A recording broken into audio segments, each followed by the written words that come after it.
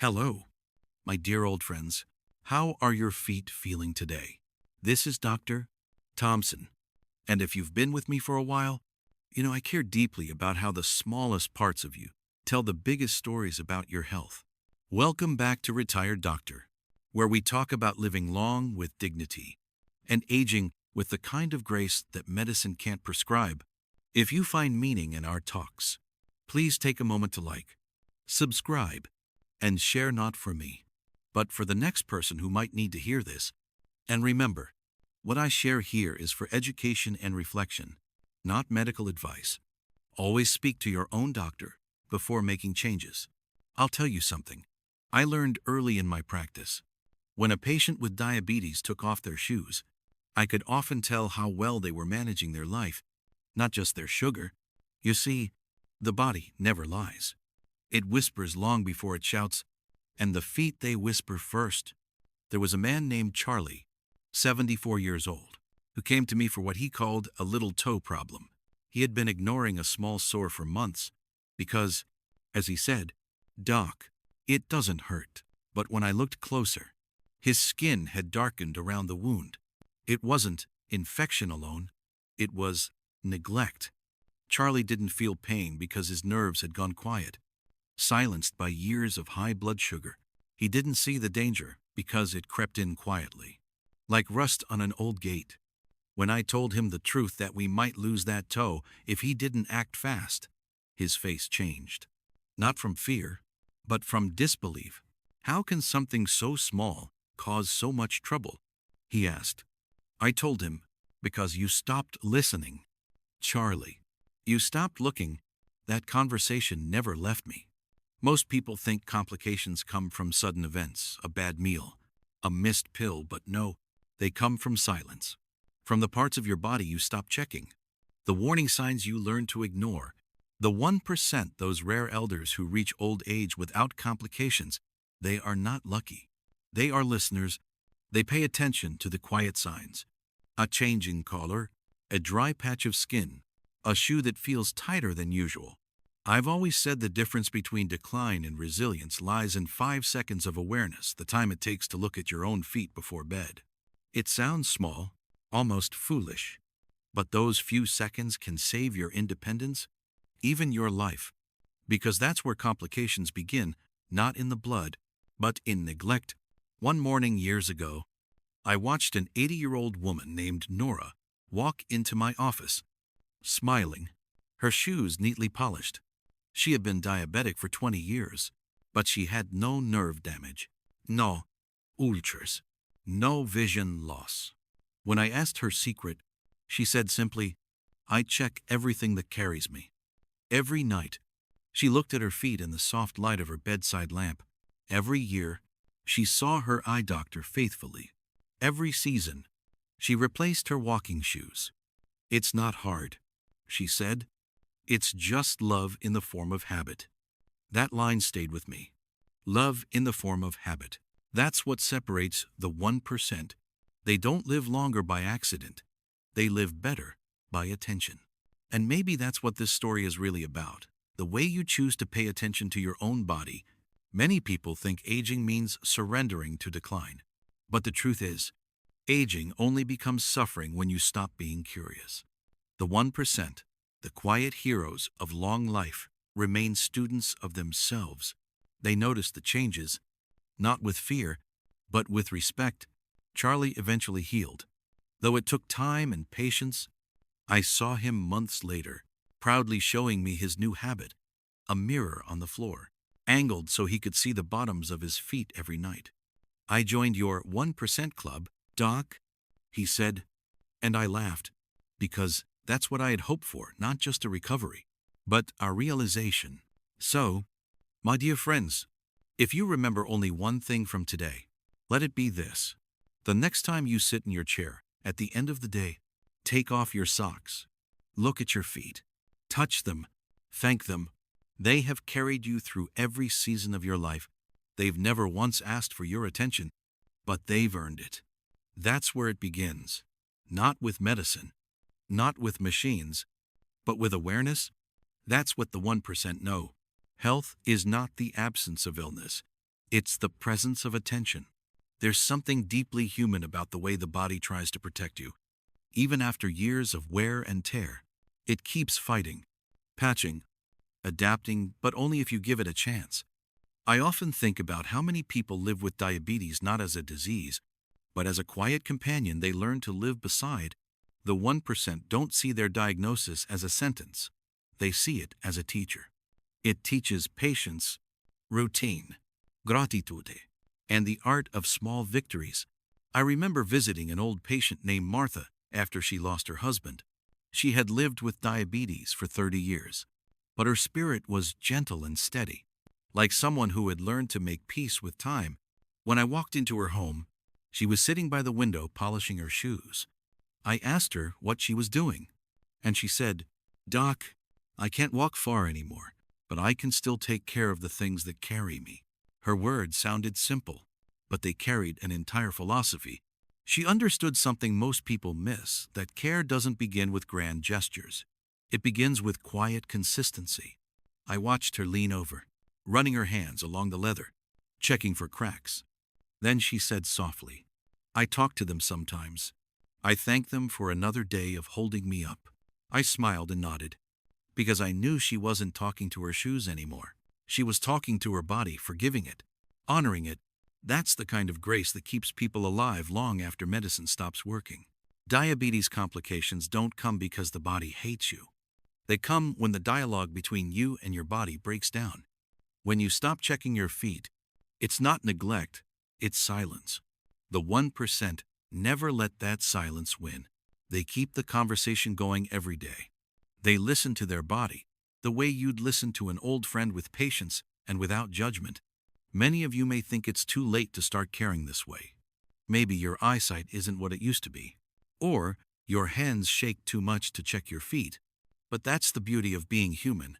You're never alone in your care. You can ask your spouse, your child, your neighbor to help. There's dignity in asking. Connection is medicine. 2. The 1% don't isolate themselves in pride. They invite help in humility. Once, in a small town clinic, I met a man named Joseph who had already lost vision in one eye. When I told him to schedule regular eye exams, he sighed. "Doc, what's the point? I can't change what's gone." I told him, "No, but you can protect what's left." He looked at me, silent for a moment, then whispered, "That's something I can do." Months later, his other eye remained strong. He told me, "It feels good to do something for myself again." That's what this part of the journey is, learning that it's never too late to do something kind for your body. You can't rewrite the past, but you can still edit the present. And every small edit, checking your shoes, trimming your nails carefully, scheduling your next eye exam, keeps your story moving toward life, not loss. When people talk about diabetic complications, they often picture hospitals, wounds, and pain, but the real story is much quieter. It's in the morning when you sit on your bed and look down at your feet, or in the afternoon when you decide to walk around the house instead of sitting all day. It's in the choice to wear the shoes that fit well instead of the ones that hurt but look nice. Each small decision says, "I'm still here, and I still care." Sometimes I think aging itself is a practice of gentle rebellion, a way of saying to time, "I may be slowing down, but I am not giving up." That's the essence of the 1%. They are not superheroes. They are gardeners. They tend to themselves daily, pruning, watering, watching, forgiving. Their strength lies not in avoiding decay, but in carrying through it. Aging with diabetes can feel like walking on a narrow bridge, but you learn balance over time. You notice which foods make you tired, which days you need to rest, which shoes your body thanks you for, and one morning, you realize it's not about fighting your condition, it's about walking with it. Slowly, mindfully, with gratitude. When I see my older patients, I no longer focus on numbers, not blood sugar charts, not blood pressure readings. I focus on the light in their eyes when they talk about what they still enjoy. A cup of tea, a short walk, a visit from their grandchildren. That joy is what keeps them balanced. The 1% nourish that joy every day because they know joy and care are twins. You can't keep one without the other. So, my friends, take a look at your daily life. Where can you add a bit of attention? A bit of softness? Maybe it's checking your feet each night. Maybe it's finally buying that pair of comfortable shoes you've been putting off. Maybe it's making that eye appointment you've delayed for months. These aren't chores, they're acts of self-respect. And self-respect, especially in old age, is the strongest medicine I've ever known. Because, in the end, the 1% don't live longer by chasing youth. They live better by befriending their age. They know that care isn't a duty. It's a form of gratitude. And if you can wake up tomorrow and say to yourself, "My body is still carrying me," then you've already joined them. Hope has a quiet sound. It doesn't shout through hospital rooms or medical charts.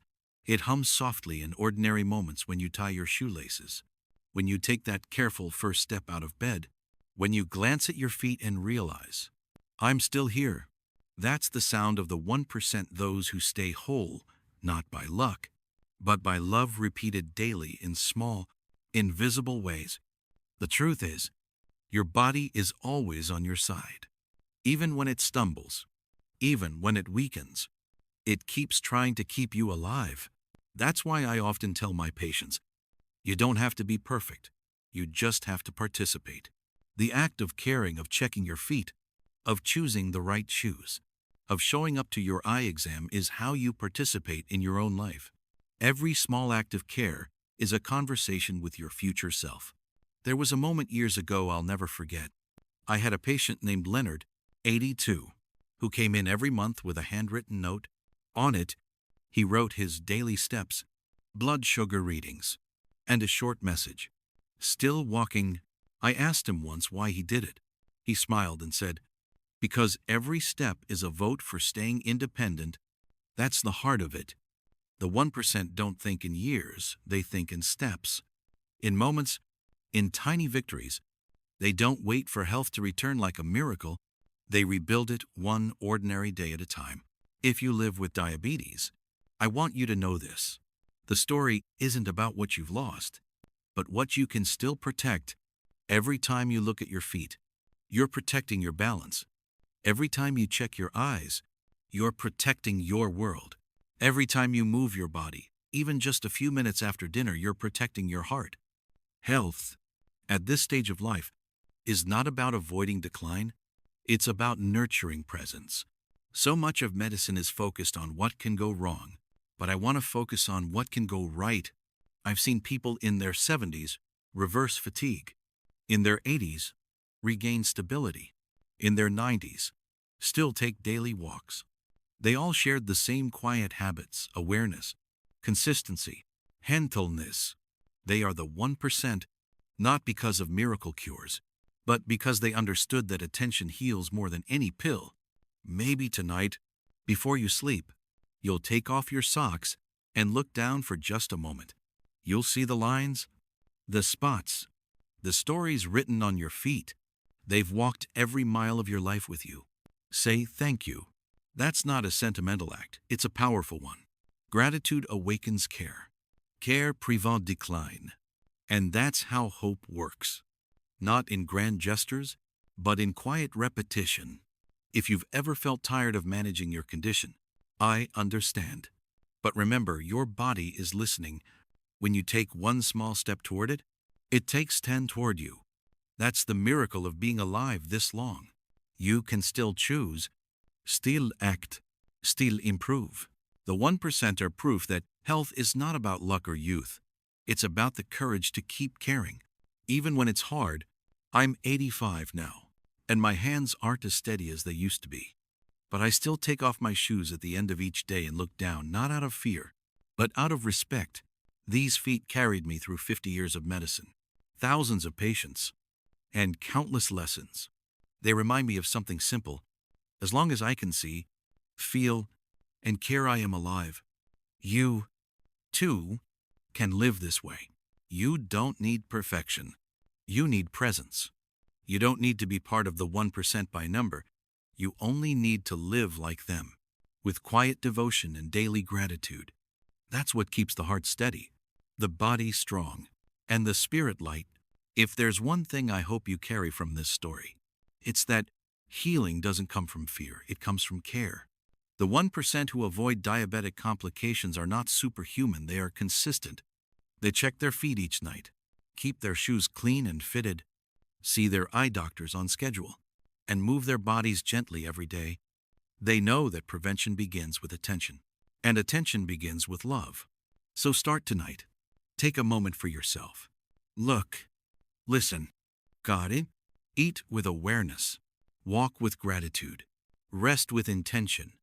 These are not chores, they are forms of grace. This is Dr. Thompson, and I thank you for sharing this time with me. May your days be steady, your steps gentle, and your spirit calm. Take care of the body that has carried you this far, and it will carry you a little farther still.